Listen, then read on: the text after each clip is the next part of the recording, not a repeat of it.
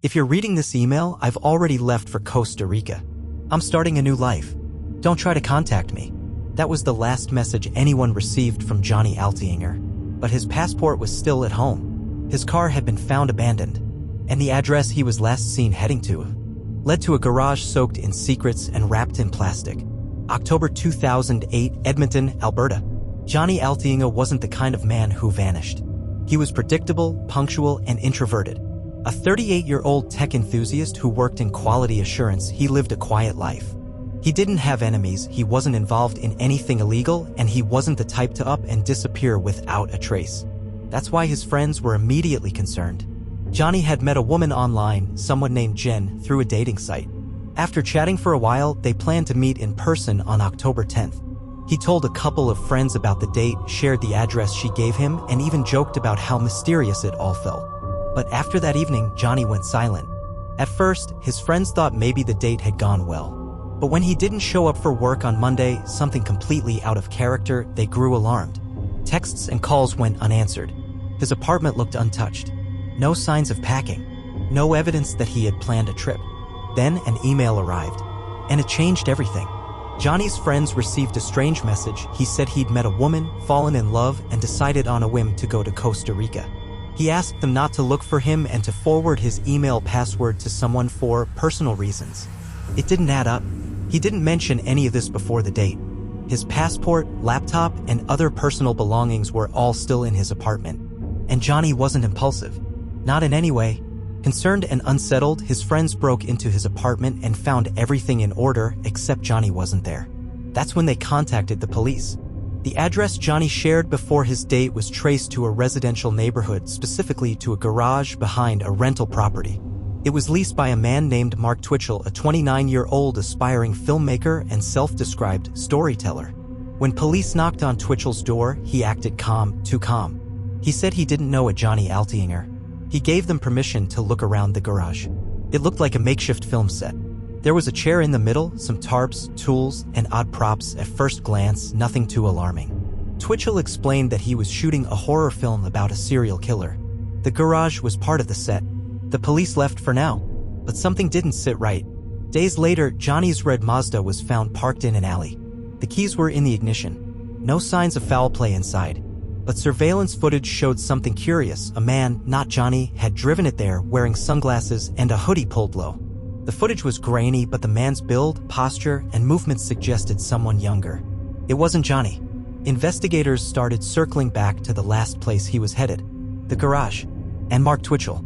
Mark Twitchell wasn't just an indie filmmaker. He was a man obsessed with fiction, fantasy, and control. He idolized the TV show Dexter, about a bloodspatter analyst who moonlights as a serial killer, targeting only other killers. Twitchell wasn't content just to watch the show. He wanted to live it. He wrote on forums under various pseudonyms about his fascination with deception and murder. He was charming in public, enthusiastic about movies, and always talked about his big break. But underneath that exterior was something far darker and far more deliberate. While surveilling Twitchell, police began to uncover inconsistencies. His alibis didn't line up.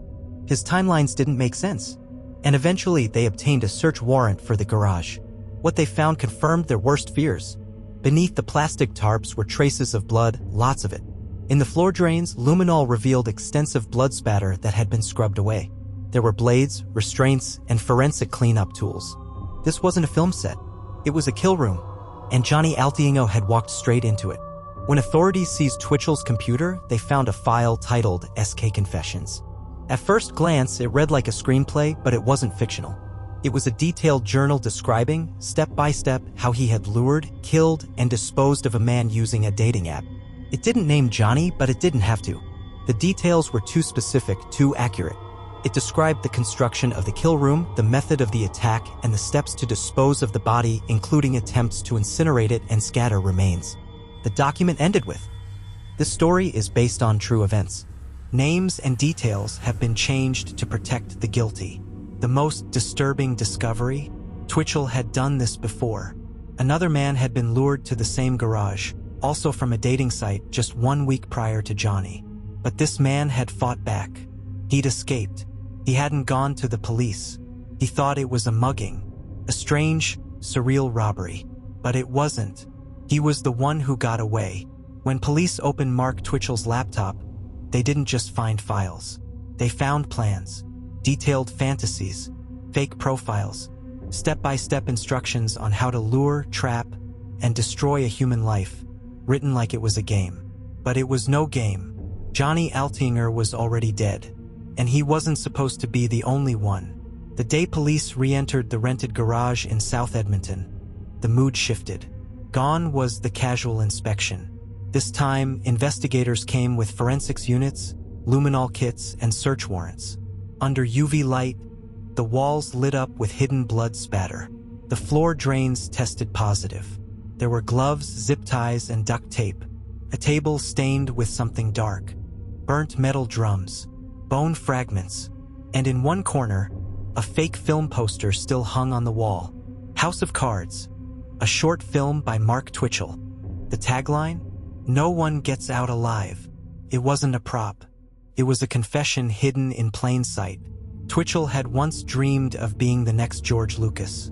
He filmed Star Wars fan movies in his backyard. But as he grew older, his interest shifted from heroes to villains. On forums, he posted under names like Dexter Morgan 9, sharing thoughts on perfect kills and true psychological control. He wrote blog posts about manipulation and deception. He shared guides on how to disassociate from guilt. He didn't just admire Dexter. He wanted to be him. Backtracking Johnny Altinger's digital life, police traced the fake dating profile, Jen. Pretty, blonde, smiling. But Jen didn't exist. The photo was lifted from a random woman's MySpace page. The IP address? It traced back to Twitchell's own computer. Using Jen, Twitchell had baited men, fishing for someone vulnerable, someone naive, someone like Johnny. And Johnny took the bait.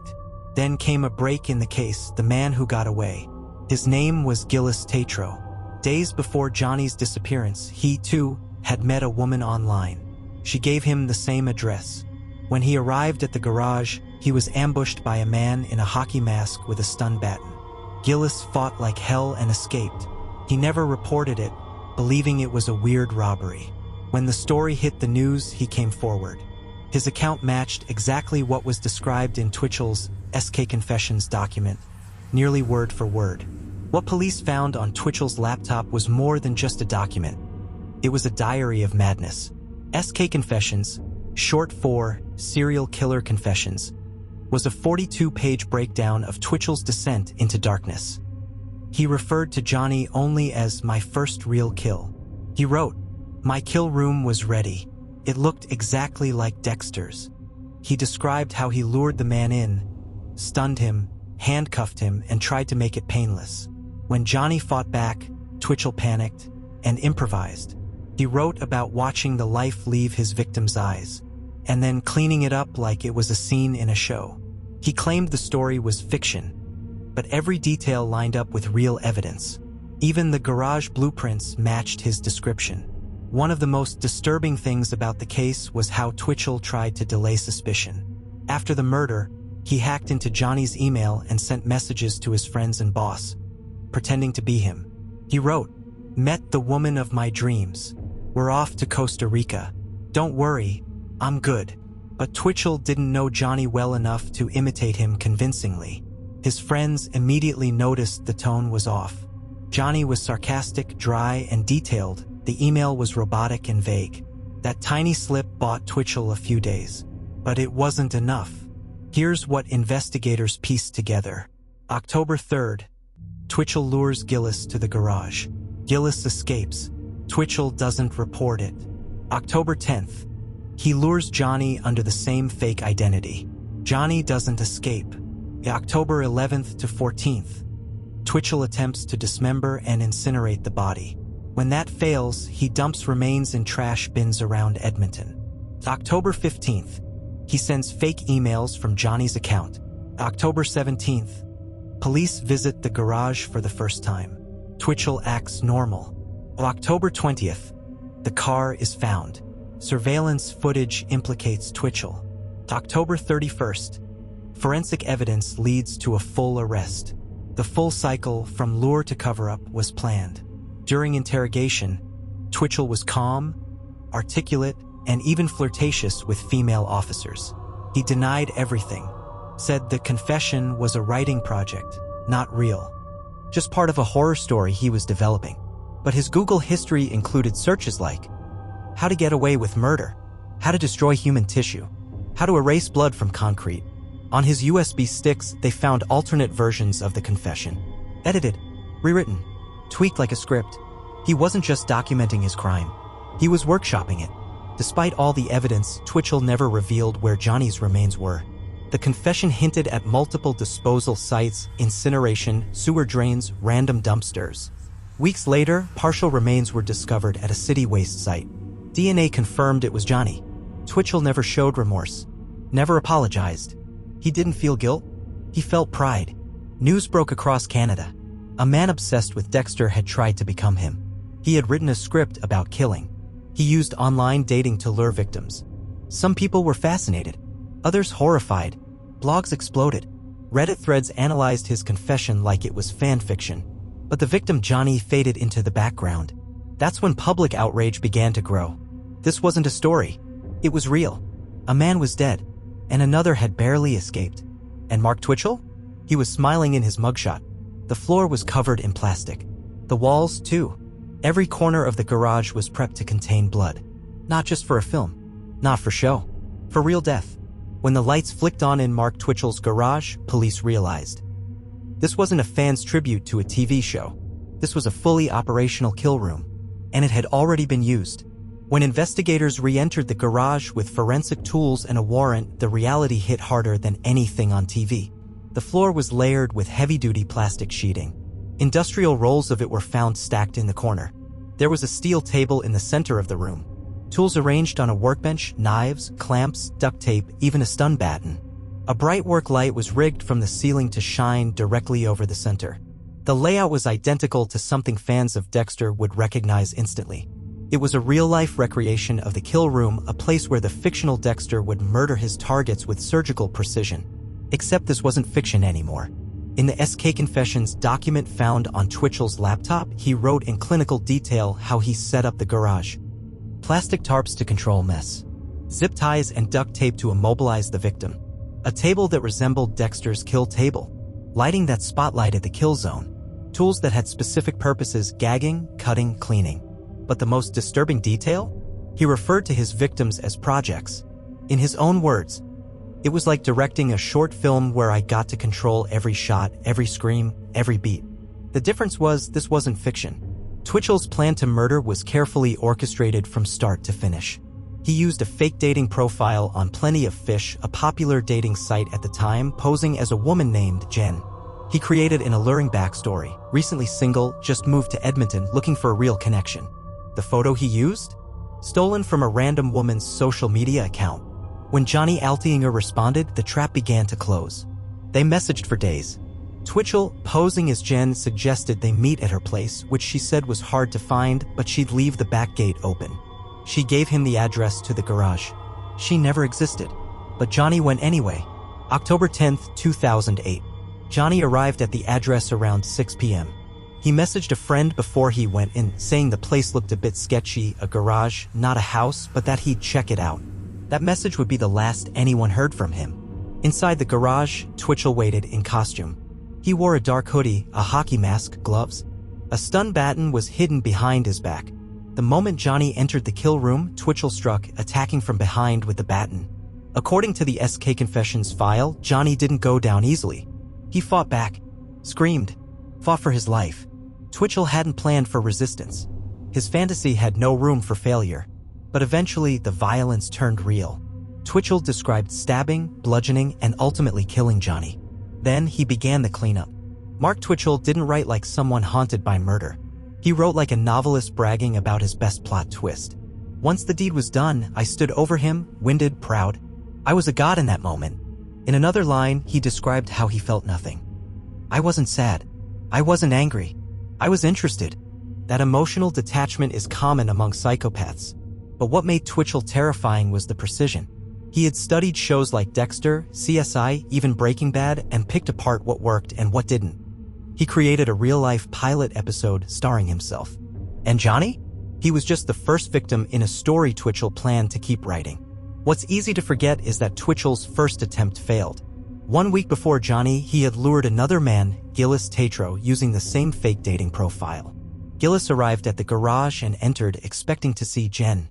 Instead, the lights went out. A masked man attacked him with a stun baton and attempted to tape his mouth shut. But Gillis was strong. He fought hard. He tore the mask off. Twitchell panicked and let him go, pretending it was all a prank. Gillis, rattled, believed him and left. Had he reported it to the police right then, Johnny might still be alive. But who would believe a story like that? When police combed through Twitchell's home and devices, they discovered something else: trophies. He had kept Johnny's laptop. It was found hidden in a secret compartment. He kept pieces of clothing. And most disturbingly, he had copied and backed up the SK Confessions file to multiple flash drives as if preserving it for legacy. He wanted to be known, admired, feared. He didn't want to get away with it quietly. He wanted a reputation. When media discovered Twitchell's obsession with Dexter, the story exploded. This wasn't just a killer, it was a man trying to become one of fiction's most infamous anti-heroes. He'd written fan fiction, worn Dexter-style clothing, and even had a framed photo of the character in his office. Reporters dubbed him the Dexter Killer. But where Dexter targeted bad people, Twitchell didn't care. He just wanted the thrill. And he was already writing his next chapter. Police found another chilling clue on Twitchell's computer, a list of potential targets. Women and men, all found on dating apps. Some had even messaged Jen and scheduled meetings that never happened because Twitchell was arrested before he could follow through. But the implication was clear. Johnny wasn't the end. He was the beginning. Most people who enter a serial killer's trap don't get a second chance. But Gillis Tatro did. He walked into that garage expecting a date. Instead, he met a masked man, a stun baton, and death staring him in the face. He fought his way out. But the most terrifying part? He didn't even know how close he came. Until the news broke 1 week later. Gillis Tatro was just an ordinary guy looking for a connection. He'd recently started exploring online dating and matched with someone named Sheena. She was cute, flirty, and eager to meet up. She gave him an address, a little cryptic, but he didn't think much of it. The directions were strange. No house number. Just go around the back, enter through the garage. The door will be open.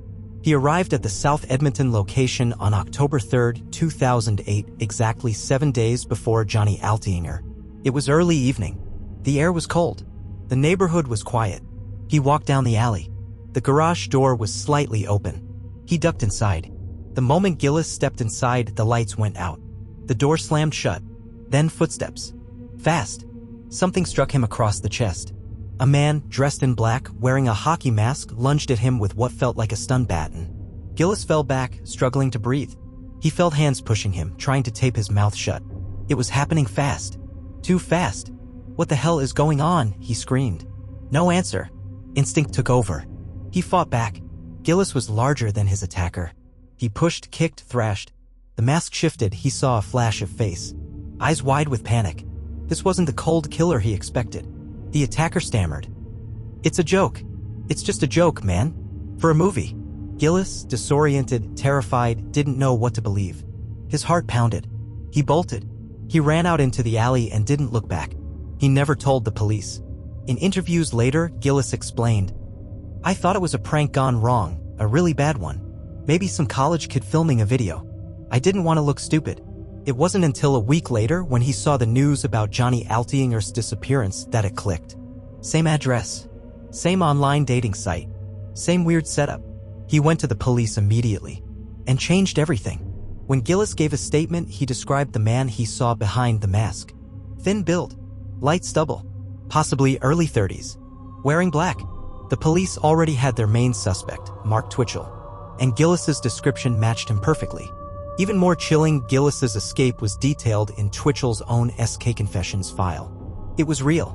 Twitchell had tried to kill him. And when it failed, he just tried again. Let's break it down. October 3rd, Gillis walks into the garage and barely escapes with his life. October 10th, Johnny Altinger walks into the exact same setup. He doesn't get out. October 20th, Johnny's car is found. The investigation turns toward Twitchell. October 31st, Twitchell is arrested. If Gillis had been less strong, if he hadn't fought back, Twitchell's first murder wouldn't have been Johnny. It would have been Gillis. Gillis became the prosecution's key witness. He was the only person to survive the setup, and his testimony helped investigators piece together just how premeditated Twitchell's actions were. He told the court, "I saw a kill room. I just didn't know it at the time. I thought it was just a garage. But now I know I walked into a trap meant to kill me." His statement erased any lingering doubt. Twitchell wasn't just writing fiction. He was executing a blueprint. In later interviews, Gillis admitted to struggling emotionally. "Knowing someone else died in that room haunts me. I keep thinking, if I had reported it right away, maybe he'd still be alive." He also described recurring nightmares, panic attacks, a deep fear of garages, and an overwhelming feeling of guilt for surviving something meant to end his life. It wasn't just about escaping death. It was about living with what could have been. The strangest thing? Gillis never actually saw the full kill room. It was dimly lit. He was disoriented. He never made it to the plastic-covered area Twitchell had so meticulously prepared. But he saw enough. The mask, the stun baton, the moment the lights went out. That was all he needed. That's all anyone would need. When Twitchell was shown Gillis's statement, he laughed. Literally. He dismissed it, called it a misunderstanding, a failed film scene. But the digital footprint said otherwise. The trap had been triggered once, and when the mouse escaped, Twitchell simply rebaited it, this time with Johnny. Gillis's testimony also unearthed a terrifying detail. Twitchell had other fake profiles. Jen, Sheena, Tracy, each one active, each one with similar tactics. Flirty messages, vague addresses, alley entrances. There was no doubt anymore. This was going to be a serial pattern. Johnny was never meant to be the last. "This is the story of my progression into becoming a serial killer." That's the first line of the 42-page document found on Mark Twitchell's laptop. He called it fiction. He labeled it a script. But detectives knew this wasn't a story. This was a confession. In chilling, blow-by-blow detail, the file was named skconfessions.doc. When police opened it, they expected notes for a film. What they found was something else entirely, a diary of death. Formatted like a memoir, the document chronicled Twitchell's journey, from planning to murder, as though he were writing a twisted novel. But what made it undeniable, perfectly matched what happened to Johnny Altinger. Dexter Morgan would be proud. The voice in the document was smug, cold, detached, yet disturbingly charismatic. He referred to himself in third person, the author, and Johnny as the first project. He outlined how he created fake dating profiles, how he rehearsed the kill room layout, how he researched disposal techniques, and how it felt to kill someone. "I was shaking with excitement and anticipation. This was finally happening. It was more difficult than I imagined. He fought hard. I hadn't planned for that." Every paragraph was packed with exactness. Real dates, real times, real tactics. In the file, Twitchell wrote like a man dissociating from reality. He referred to the author as someone distinct from himself, a narrator controlling events. The author knew what had to be done. He had rehearsed it endlessly. There was no turning back now. This was his justification. This was how he processed murder without guilt. He wasn't just imitating Dexter. He was writing himself into the myth. The most damning portion of SK Confessions was the minute-by-minute account of Johnny's murder. 1. Lure. The victim arrives at the garage, expecting to meet a woman. 2. Attack. The lights go out. The attacker strikes with a stun baton. 3. Restraint. The victim is zip-tied and gagged. 4. Hesitation. The author feels nervous, unprepared. 5. Panic. The victim resists. A struggle ensues. 6. Murder, bludgeoning, stabbing. The death described in grotesque, clinical terms. 7. Cleanup. Bleach, scrubbing, blood down the drains. 8. Disposal. Attempted dismemberment. Burning flesh. Bone in the garbage. The file was more than confessional. It was instructional. The investigators cross-referenced the document with physical evidence. Twitchell wrote about plastic sheeting. They found it in the garage. He described a kill table. It matched the setup. He mentioned a stun baton. It was recovered from his home. He said he used a knife from a specific drawer. Fingerprints confirmed it. He wrote about using Johnny's car to dump evidence. Surveillance footage showed it. There were over 30 specific details that aligned with reality. And yet, Twitchell insisted, it's just fiction, a writing exercise. Nobody believed him. Twitchell called the murder an experiment in freedom, a test of whether he could plan, execute, and get away with a real-life homicide. He likened it to method acting, except the role was a serial killer. I wanted to see if I could do it. And I did. The file even included reflections on what he learned. Use stronger restraints. Disable the victim faster. Improve cleanup tactics. He was refining his methods. That line alone, I wanted to see if I could do it, would become infamous. In the closing section of SK Confessions, Twitchell wrote, I feel no remorse. No guilt.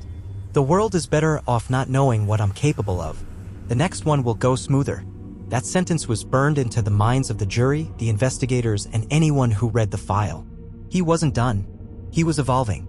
Digital forensics uncovered deleted versions of the file, earlier drafts, alternative scenes, even fantasized what-ifs.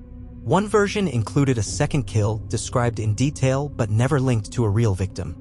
Another version was titled SK Volume 2. A sequel. He was planning to write again. To kill again. To publish again. Psychologists later analyzed Twitchell's need to document the murder. They believed it was about control, reliving the kill on his terms. Ego, preserving his legacy. Detachment, turning reality into a narrative. He needed to own the story, said one profiler. But what he forgot was that stories have readers. And police read everything. Once the SK Confessions file was leaked in court documents, the public fascination skyrocketed. People downloaded it, analyzed it, debated its literary value. Some called it the next American Psycho. Others said it should never be published again. Twitchell became a dark legend. But the most dangerous thing? He wanted to be. During a secondary search of Twitchell's car, police found a flash drive taped beneath the driver's seat. On it, a copy of the SK Confessions file. A list of potential future targets. Research documents titled Body Disposal Methods. A folder named Project Cutthroat, likely a future kill plan. That was the final nail. Even if the document was just a story, Twitchell had taken every real-world step to make it truth. And he had. It's just fiction, he said. That was Mark Twitchell's defense. Even after blood was found in his garage. Even after a body was discovered. Even after a 42-page confession spelled out the murder in surgical detail. It's a writing exercise, he insisted. But the jury didn't see an author. They saw a killer trying to direct his way out of a murder charge. It had been over 2 years since Johnny Altinger was murdered. Now, the trial of Mark Twitchell was beginning. The courtroom was packed. Reporters, true crime junkies, local residents, and most solemn of all, Johnny's grieving family. They sat silently, just feet from the man who had stolen someone they loved. Twitchell walked in wearing a suit, hair combed, posture stiff, still trying to appear like a director running a set. But this time, the script wasn't his. The Crown prosecutor didn't waste time. He started by quoting directly from SK Confessions. This is the story of my progression into becoming a serial killer. Then he followed up with the real-world evidence that mirrored it. Blood matching Johnny Altinger's DNA in Twitchell's garage.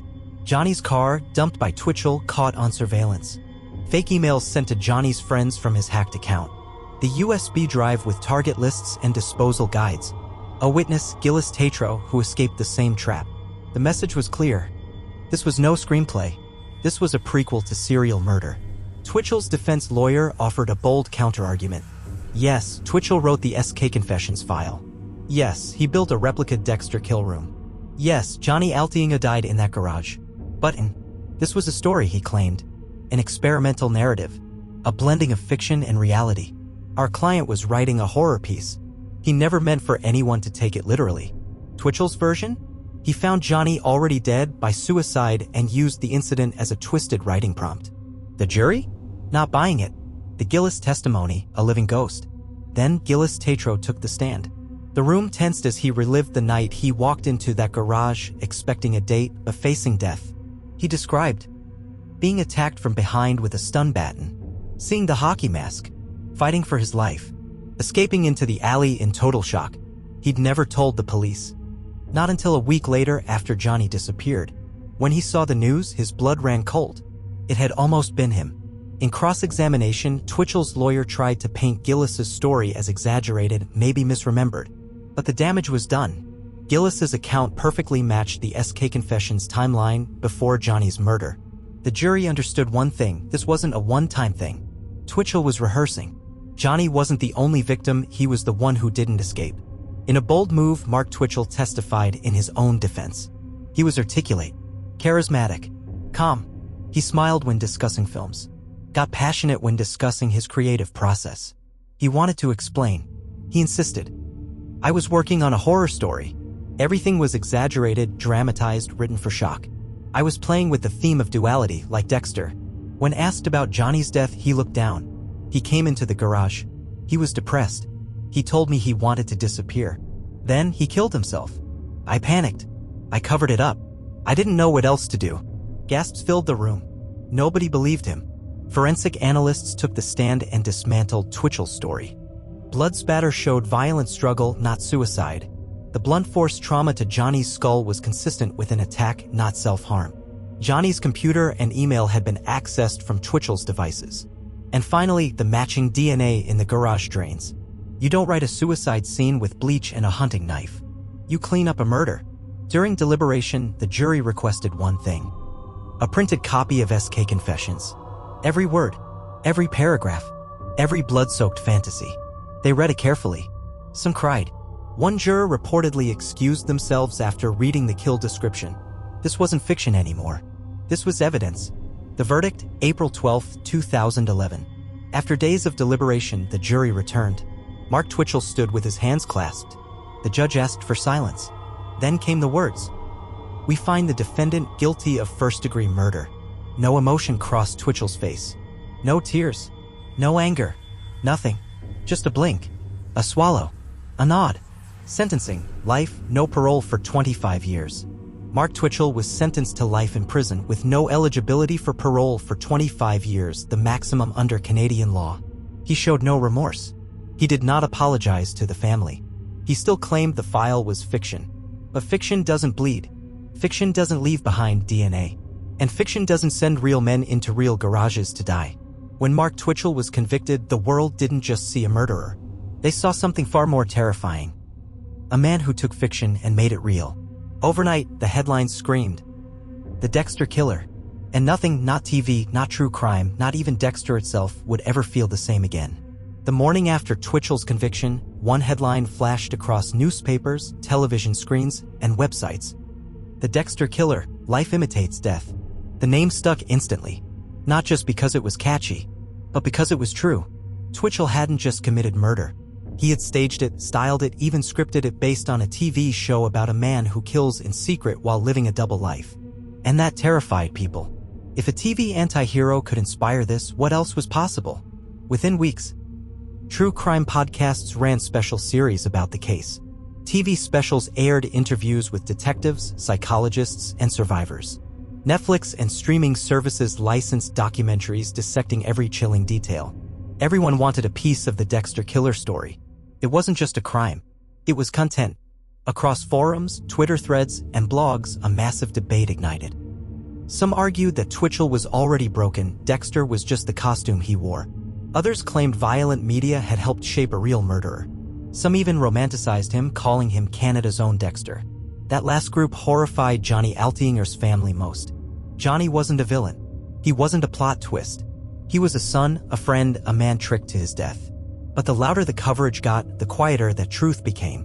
As the story gained traction, even the creators of Dexter were forced to respond. The show's executive producer released a statement. "Dexter is a fictional character. It is a dark meditation on morality, not an instruction manual." But it didn't matter. For many, Dexter would forever be linked to Mark Twitchell. And Twitchell? In letters from prison, he continued to reference the show with admiration. He hadn't been inspired by Dexter. He had wanted to become him. Even behind bars, Twitchell received fan mail.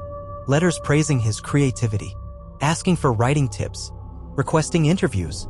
One chilling detail leaked. A woman even proposed marriage to him, fascinated by his dark genius. It mirrored the phenomenon seen with other infamous killers, but Twitchell's case was different. He wasn't a drifter. He wasn't a sadistic monster in the woods. He was an average suburban man who decided to live out a fantasy he'd seen on TV. That blurred line, that possibility, is what made him truly terrifying. After the Dexter Killer case broke, law enforcement agencies around North America reported an increase in Dexter-style threats and attacks. Several minor crimes cited Dexter as inspiration, including assaults where the attacker mimicked the show's methods. Online forums exploded with role-play communities centered around dark passenger fantasies. Police began issuing public reminders. Fictional violence has no place in the real world. But the warning was clear. The seed had been planted, and it was growing. In the aftermath, the case became a touchstone for broader questions. Does violent entertainment inspire real-world violence? Or do broken people find what they want in fiction? Psychologists debated it on TV panels. Politicians called for stronger media guidelines. Parents questioned what their kids were watching. There were no easy answers, but Mark Twitchell's case made one thing undeniable. Sometimes stories do bleed into reality. Throughout the media circus, one voice was often drowned out. Johnny Altiengo's family. In a heartbreaking press conference, Johnny's mother said, "Our son wasn't part of a TV show. He was real. His life mattered. His dreams, his plans, all stolen for someone else's sick fantasy." They begged the media to stop glorifying Twitchell, to stop making him famous, to remember Johnny. But the machine had already started, and it couldn't be stopped. Inside his maximum security prison in Saskatchewan, Twitchell settled into a disturbing routine. Reading fan letters, watching movies, writing. Yes, he continued writing short stories, outlines for future novels. Still crafting fictions. Still pretending he was someone brilliant. In his own mind, he wasn't a murderer. He was a misunderstood artist. But the outside world knew better. They knew he was something worse. A man who chose to turn fiction into death. The cameras left. The verdict was read. And while the world moved on, the people closest to the case couldn't. Johnny Altiengo was still gone. Mark Twitchell was still writing. And the most haunting part of all? The story wasn't really over. Not for the families. Not for the survivors. Not even for the prison guards who had to walk past Canada's most infamous Dexter Killer every day. Johnny Altiengo's parents never wanted the spotlight. They didn't want a media circus. They wanted their son back. Instead, they got 2 years of silence, then a courtroom full of strangers, then a flood of headlines that never mentioned Johnny's kindness, his sense of humor, or his dreams of traveling the world. He became a footnote in someone else's horror script. His mother, speaking softly during a victim impact statement, said, "I want people to remember that Johnny was not a character. He was a person. My son." But even after the conviction, they received no peace. Why? Because the man who killed him still refused to tell them why. No remorse. No answers. No closure. Mark Twitchell never expressed guilt. He never looked at Johnny's family in court. Never apologized. Never confessed in plain language. All they had was the 42-page document, SK Confessions, that described their son's final moments in literary, detached prose. It wasn't enough. "We still don't know the truth," Johnny's father later said. "Why him? Why our son? What did he do to deserve this?" They never got that answer, and they probably never will. Amid the frenzy of media, memes, and true crime coverage, Johnny's identity was lost. People remember Mark Twitchell. They forget the man he murdered. Journalists focused on the Dexter connection. Podcast hosts analyzed Twitchell's psychology. Redditors picked apart SK Confessions like it was a novel. But Johnny? He was just a face in the background. His family tried to change that. They launched a foundation in his name. They created a scholarship. They gave interviews not to feed the story but to restore his memory. And yet, for many viewers, Johnny remains the victim, not a person. For survivor Gillis Tatro, the trial did not bring peace. He suffered from nightmares, PTSD, and panic attacks for years. Even the smell of oil, like what lingered in the garage, could send him into a spiral. He tried to return to normal life. But how do you move on when you've faced death and then watched someone else die in your place? He later wrote a book titled, The One Who Got Away. In it, he doesn't celebrate his escape.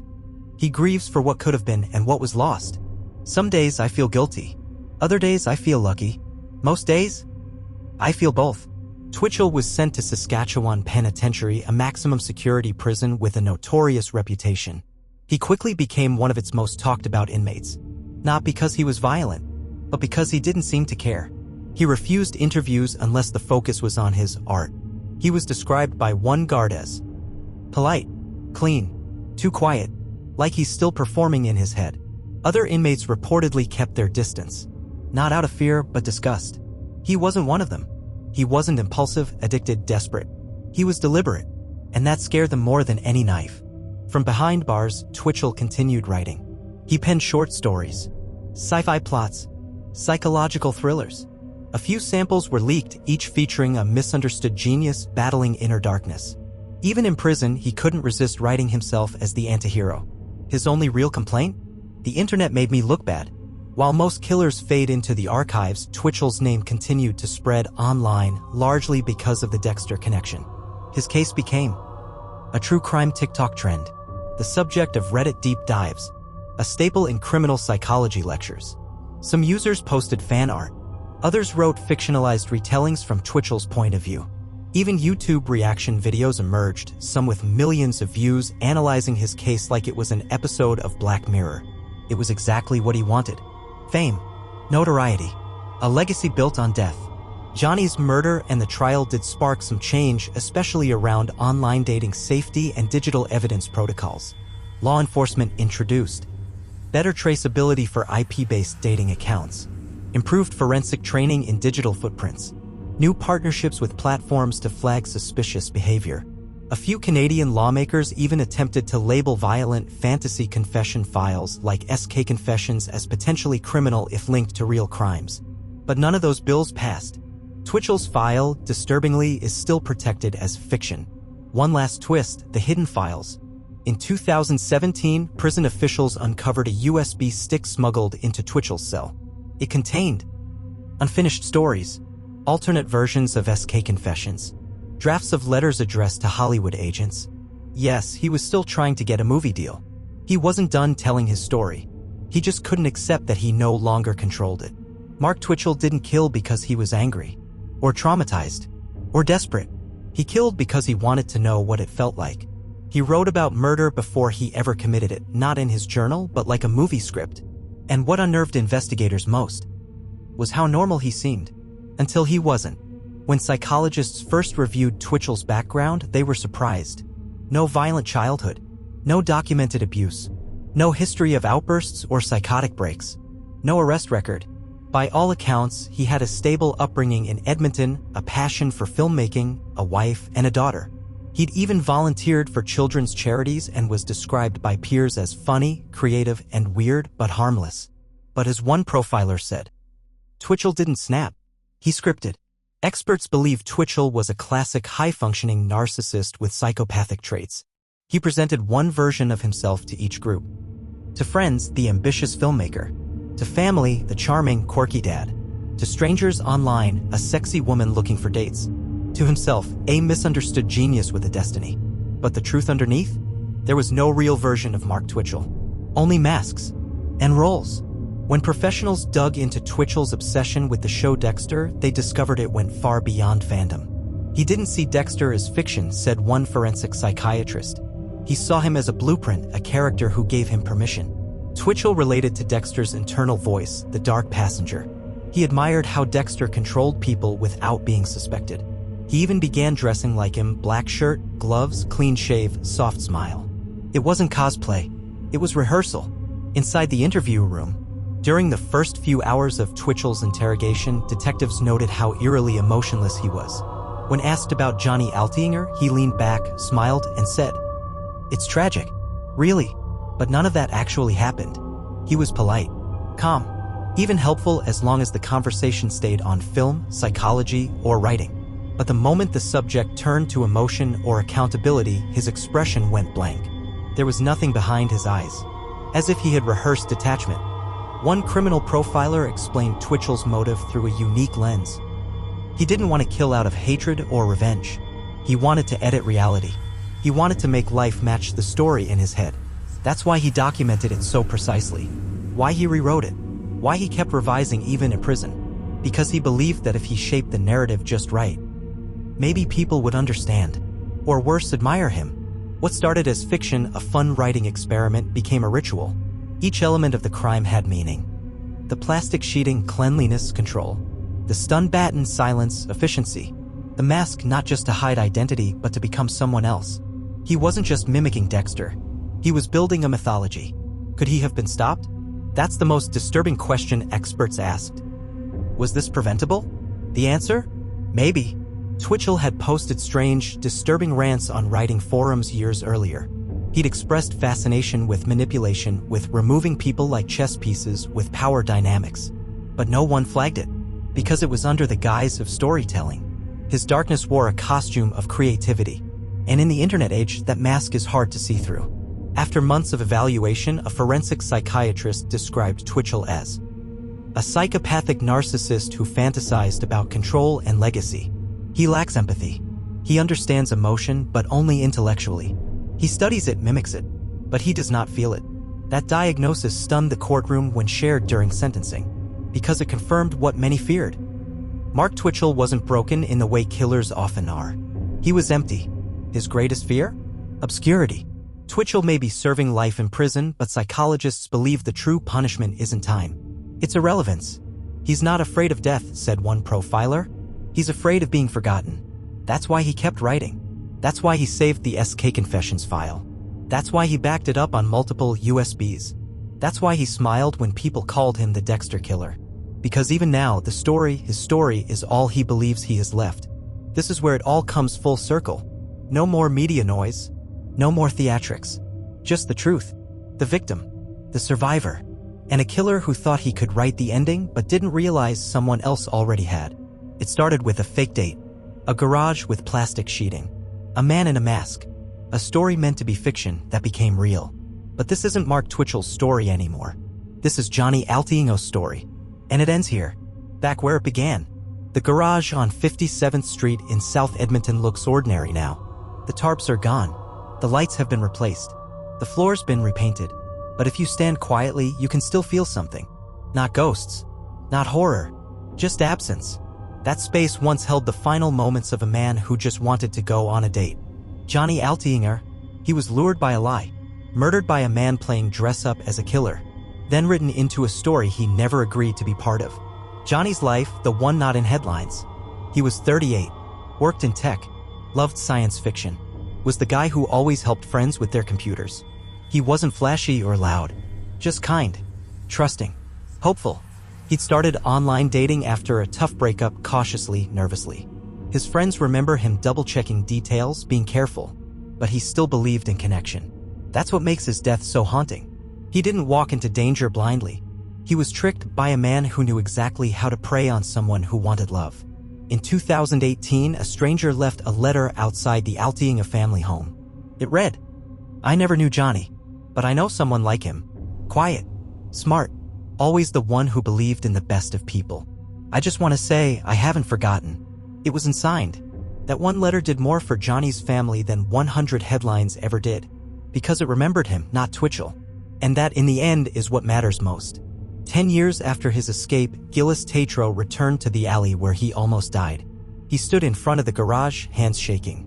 "It's just a building," he whispered to a documentary crew. "But it's also the place where my life split in two, before and after." He paused, looked away. "I still think about what would have happened if I hadn't fought back. I think about Johnny. I think about how lucky I am and how guilty that makes me feel." Then, quietly, "That should have been me." A life sentence of silence. Twitchell remains in prison. He doesn't speak to the press anymore. No more exclusive interviews. No more letters from the inside. Just silence. He's become what he feared most. Forgotten. And in that quiet, justice lives. The final word, not his. Twitchell wanted to be remembered. He wanted his name in documentaries, articles, YouTube videos, TikToks, and books. But this final episode, this final cut, isn't about him. It's about what he couldn't control. He couldn't silence a mother's grief. He couldn't rewrite a survivor's truth. He couldn't erase the name Johnny Altienger, no matter how many versions of his script he typed. What makes this case unforgettable isn't the killer's obsession with a fictional murderer. It's how dangerously close we all live to people wearing masks. It's how storytelling can be weaponized to hide intent, to manipulate perception, to rationalize evil. But it's also how storytelling can heal. Because this series, this video, this moment, isn't glorifying darkness. It's exposing it, erasing it, and leaving behind only truth. One last time, remember his name. Say it out loud. Johnny Altinger. He wasn't a plot device. He wasn't a cautionary tale. He was real. And he mattered.